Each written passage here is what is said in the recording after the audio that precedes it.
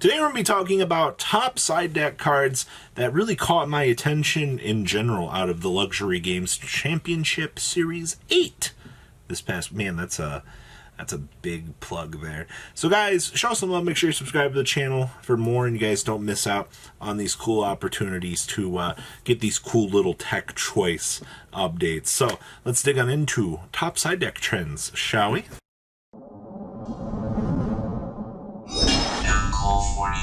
Something I noticed across pretty much the entire top cut of this event was we still had token collectors everywhere. All right, they were everywhere. Now, if you were going into Luxury Games 8, you had one thing on your mind. All right, you knew Dragon Link was going to be a highly represented deck, and you knew that, well, Dinosaurs, Dragon Link, and you, in the back of your mind, knew that there was talk about Virtual World.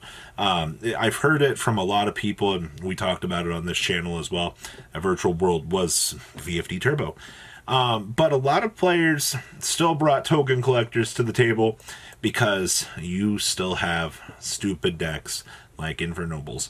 Getting hand ripped is a very, very sad situation, but I did notice that a lot of side decks were prepared for this. They brought the token collectors. Now, looking at the results out of this event, though, there has been a shift. All right, and I'm not saying that this card will be taking a back seat for a little while, but I feel like if we start to see a little bit of a regression of token collectors, kind of like the True Draco thing that we saw a little while ago, where people stopped citing for True Draco, bada bing, bada boom, all of a sudden, it just won a YCS. And everybody's like, but how'd that happen? It's because people stopped citing for it. So if we stop seeing token collectors seeing play, we might see a resurgence of, you know, Auroradon, Lane Cross shenanigans, blah, blah, blah.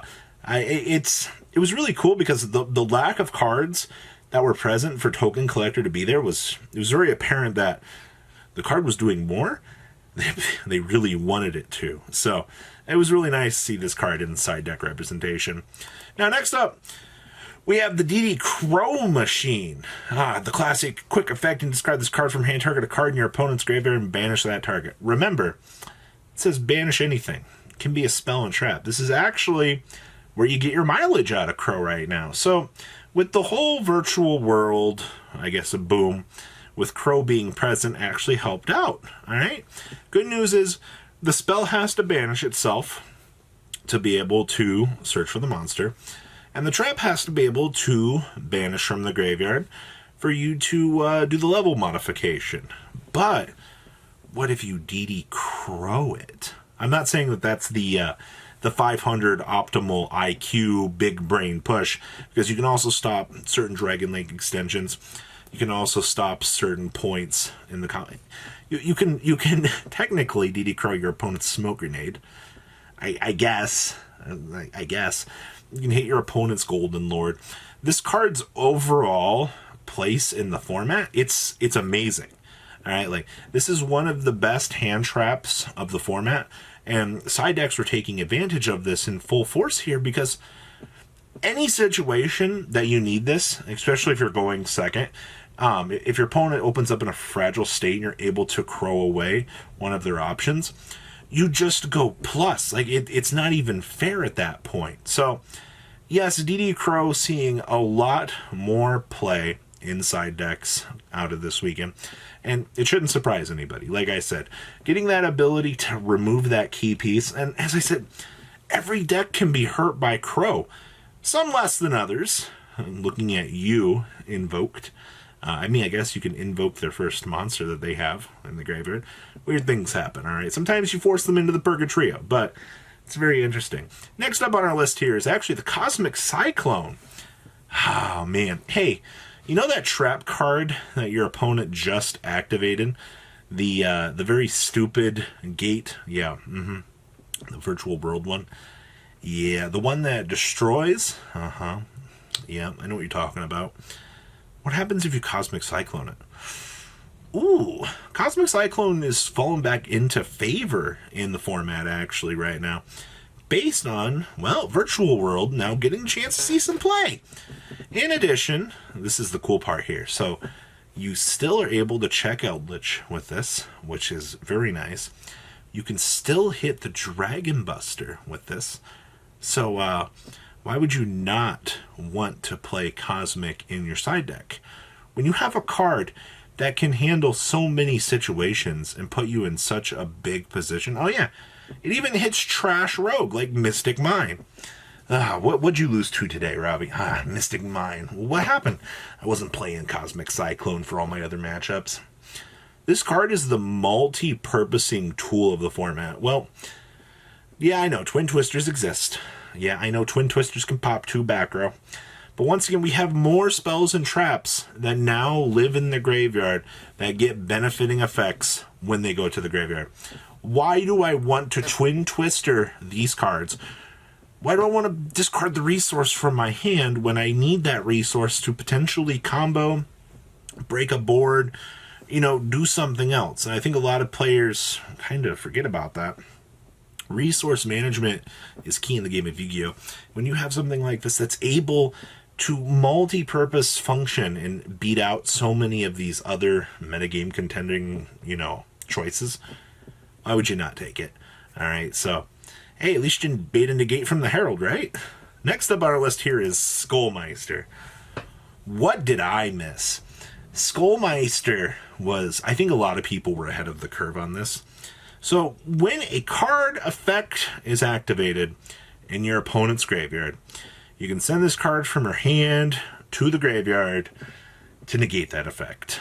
All right, I saw this in so many side decks this past weekend. All right, much like DD Crow, all right, we now have another option. I think it was actually one of the things, I was seeing more Skullmeister than DD Crows in side decks. And that doesn't really surprise me. You have a card here that can help you in certain situations to help basically slow down the opponent. All right. Do not underestimate the ability of cards like Skullmeister. All right. I cannot believe the amount of times that when you need something like this, you're like, oh, well, Skullmeister. Or, the format just gets bad enough that you're like, all right, cool. Well, Skullmeister's in. We're bringing in the DD Crows. Here we are. All right.